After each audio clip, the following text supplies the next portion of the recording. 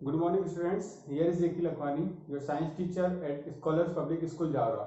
And today we are going to start part 2 of chapter number 8, that is motion.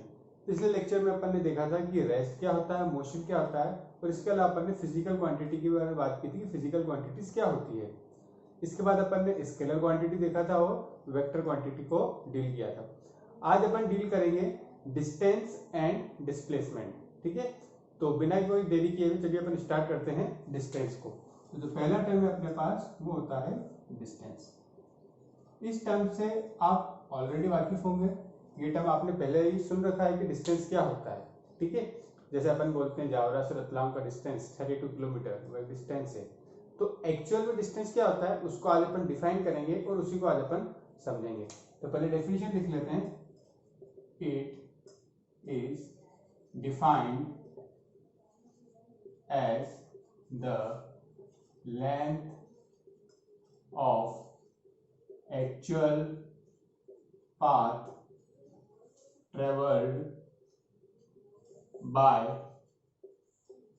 an object. मतलब क्या हुआ इसका?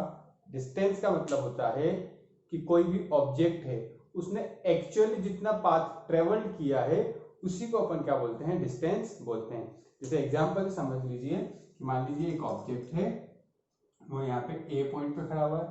ठीक है, ए पॉइंट से वो पहले कहाँ पर गया? वो पहले गया बी पॉइंट पर. बी से फिर वो कहाँ गया? बी से गया वो सी पॉइंट पर. सी से गया फिर वो गया डी पॉइंट पर. ठीक है, मान लीजिए ए से बी तक की डिस्टेंस 10 मीटर है. बी से सी तक की डिस्टेंस भी 10 मीटर है एंड सी से डी तक की डिस्टेंस भी कितनी है? 10 मीटर है. ठीक है, तो एक्चुअल में देखा जाए तो ऑब्जेक्ट ने कितना डिस्टेंस ट्रेवल किया? पहले ए से बी गया तो 10 मीटर, फिर बी से सी गया तो 10 मीटर और सी से डी गया तो 10 मीटर और. तो टोटल यहाँ पे डिस्टेंस कितना हो गया उसका? 30 मीटर. मतलब जो ऑब्जेक्ट था उसने कितना डिस्टेंस ट्रेवल किया? 30 मीटर डिस्टेंस ट्रेवल किया. तो ये तो हो गया अपना डिस्टेंस. अब इसी में आगे बढ़ते हुए कुछ चीजें और देखते हैं डिस्टेंस के बारे में.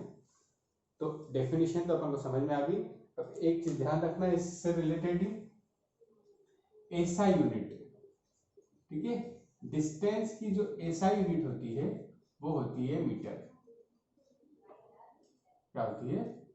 मीटर. रिप्रेजेंट करते हैं अपन उसे एम से. ठीक है, इसके अलावा भी और यूनिट होती है इसकी, जैसे अपन किलोमीटर बोलते हैं, सेंटीमीटर बोलते हैं, मिलीमीटर बोलते हैं. वो सब भी डिस्टेंस की ही यूनिट होती है, लेकिन जो एक स्टैंडर्ड यूनिट होती है वो क्या होती है? इसकी मीटर होती है. नेक्स्ट चीज देखते हैं. It is a scalar quantity. ये कैसी क्वांटिटी होती है? स्केलर क्वांटिटी होती है.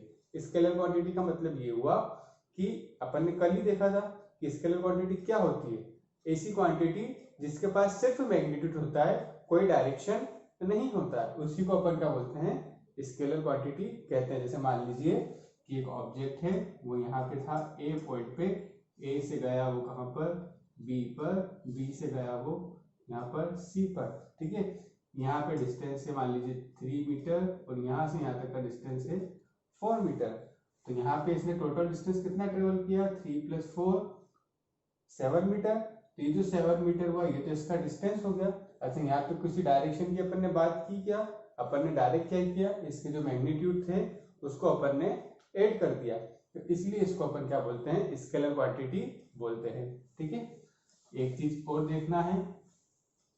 जो डिस्टेंस होता है वो हमेशा कैसा होता है? It is always positive. Distance हमेशा कैसा होता है? पॉजिटिव होता है. मतलब डिस्टेंस ना ही नेगेटिव हो सकता है ना ही जीरो हो सकता है. मतलब अगर ऑब्जेक्ट ने कुछ भी ट्रेवल किया है तो उसकी कुछ ना कुछ तो वैल्यू होगी. तो ना ही वो नेगेटिव होती है ना ही वो जीरो होती है. वो हमेशा कैसी मिलेगी अपन को? पॉजिटिव ही मिलेगी. तो ये तो हो गया अपना डिस्टेंस. अब नेक्स्ट देखते हैं अपन यहाँ पे डिस्प्लेसमेंट. कि डिस्प्लेसमेंट क्या होता है? डिस्प्लेसमेंट यूं समझिए, डिस्टेंस विथ डायरेक्शन. अगर उसके साथ अपन डायरेक्शन भी ऐड कर देंगे ना तो वहां पे हो जाएगा वो डिस्प्लेसमेंट. अच्छे से समझते हैं इसे अपन. displacement. It is defined as the shortest distance between initial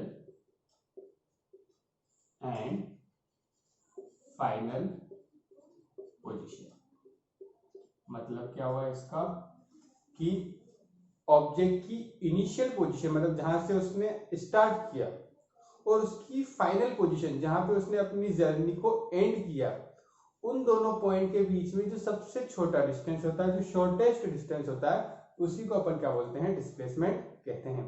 जैसे एग्जांपल से समझते हैं अपन कि अभी अपन ने देखा था कि एक ऑब्जेक्ट है, ऑब्जेक्ट ए पॉइंट पर है, ठीक है, ए से वो कहां गया, बी पर गया, बी से वो गया सी पर, सी से कहां गया वो, डी पर, ठीक है। यहाँ सब में कितना कितना है, ये 10 मीटर ही है, ठीक है, सबकी लेंथ 10 मीटर, यहाँ भी 10 मीटर और यहाँ भी 10 मीटर, ठीक है। अब वो ए से कहा गया है, डी तक, तो इसका जो डिस्टेंस हो गया वो कितना हो गया, 10 metre plus 10 metre plus 10 metre, कितना हो गया, 30 मीटर। और ए से अगर डी पर गया है तो उसका जो डिस्प्लेसमेंट भी है, ए से डी तक का शॉर्टेस्ट डिस्टेंस तो यही है, तो अभी कितना हो जाएगा, 10 प्लस 10 प्लस 10 30 मीटर हो जाएगा। वहीं अब अगर इसमें अपन थोड़ा सा और एक्सपांड करें, मान लीजिए कि ऑब्जेक्ट ने क्या किया, पहले ए से बी पर गया, बी से फिर सी पर गया, सी से फिर डी पर गया और डी से वापस वो कहां पर आ गया है, सी पर आ गया। कहां पर आ गया, सी पर, मतलब ए से बी गया, बी से सी गया, सी से डी गया और डी से वापस कहां आ गया, सी आ गया।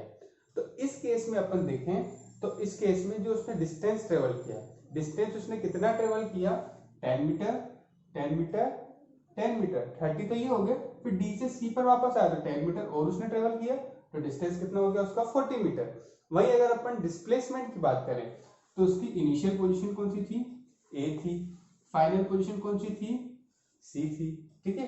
तो ए और सी के बीच में सबसे शॉर्टेस्ट डिस्टेंस कितना है, 10 मीटर प्लस 10 मीटर, तो कितना हो गया ये, 20 मीटर। मतलब इसका डिस्प्लेसमेंट यहाँ कितना है, 20 मीटर। वहीं अगर अपन डिस्टेंस की बात करें तो वो कितना हो रहा था, 40 मीटर। तो ये अपन को होता है डिस्प्लेसमेंट, ठीक है। अब इसमें अपन क्या करते हैं, इसमें अपन डायरेक्शन भी ऐड कर देते हैं कि ईस्ट वेस्ट नॉर्थ साउथ, ठीक है। इसके अलावा अपन कभी बोल देते हैं लेफ्ट में, राइट में, अपवर्ड डाउनवर्ड, ये सब भी इसमें क्या होती है, डायरेक्शन में अपनी ऐड हो जाती है। अब इसमें अपन और चीज देखते हैं, जैसे अपन ने डिस्प्लेसमेंट में क्या देखा था, सॉरी डिस्टेंस में क्या देखा था, पहले उसकी डेफिनेशन देखी थी, फिर उसकी एसआई यूनिट देखी थी। तो इसकी भी जो एसआई यूनिट होती है वो भी क्या होती है, मीटर ही होती है, ठीक है। इसे भी अपन क्या से रिप्रेजेंट करते हैं, एम से रिप्रेजेंट करते हैं, ठीक है। ये जो होती है, it is a vector quantity.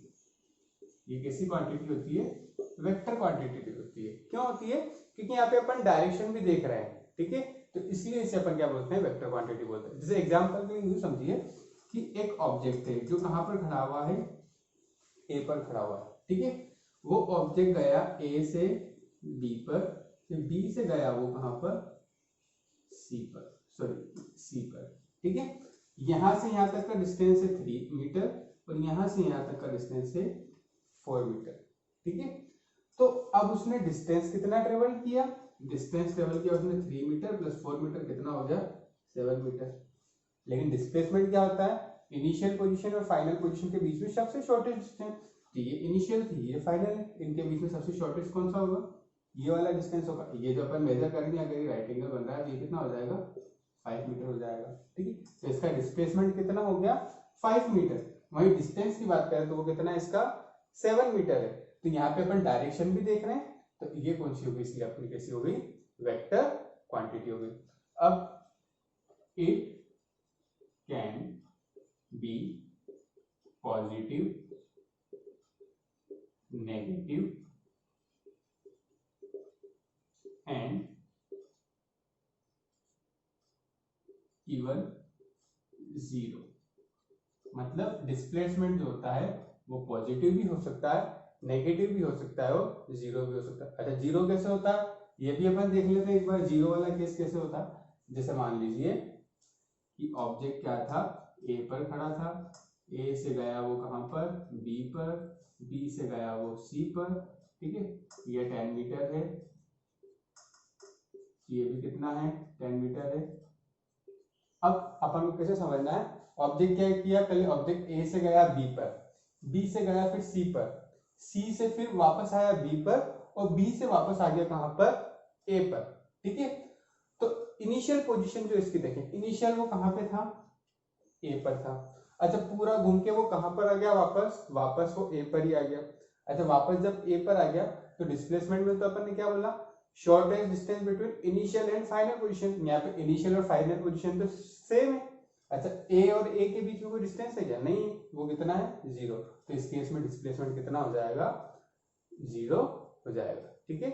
तो यहाँ अपन ने आज क्या देख लिया, डिस्टेंस क्या होता है, डिस्प्लेसमेंट क्या होता है। अच्छा अगर इसी में अपन से पूछा जाता है कि डिफरेंस के फॉर्म में लिखो, तो अपन डिफरेंस के फॉर्म में भी लिख सकते हैं। कैसे लिखेंगे डिफरेंस के फॉर्म में, डिफरेंस के फॉर्म में लिखना है तो और ऐसे ही लिख देंगे। कैसे, यहाँ पे अपन ने एक कॉलम बनाया डिस्टेंस का, और यहाँ पे एक कॉलम काय का बना देंगे अपन, डिस्प्लेसमेंट का, ठीक है। और यहाँ पे पॉइंट वाइज अपन लिख सकते हैं। जैसे उसमें अपन ने फर्स्ट पॉइंट में क्या लिखा था उसकी डेफिनेशन, तो यहाँ पे फर्स्ट पॉइंट में डिस्टेंस की डेफिनेशन, सेकंड पॉइंट में यहाँ पे डिस्प्लेसमेंट के फर्स्ट पॉइंट में यहाँ पे डिस्प्लेसमेंट की डेफिनेशन आ जाएगी। सेकंड पॉइंट में बात करें तो सेकंड पॉइंट में क्या आ जाएगा कि ये जो होती है डिस्टेंस, ये स्केलर क्वांटिटी होती है, डिस्प्लेसमेंट कैसी होती है, वेक्टर क्वांटिटी होती है। डिस्टेंस जो होता है वो हमेशा कैसा होता है, पॉजिटिव होता है, और डिस्प्लेसमेंट की बात करें तो डिस्प्लेसमेंट कैसा होता है, पॉजिटिव भी हो सकता है, नेगेटिव भी हो सकता है और 0 भी हो सकता है। तो इस तरीके से अपन इनके बीच में 3 डिफरेंस लिख सकते हैं। तो ये लेक्चर अपना यहाँ पे क्या होता है, फिनिश होता है। होपफुली ये लेक्चर आपको अच्छा लगा होगा। Thank you.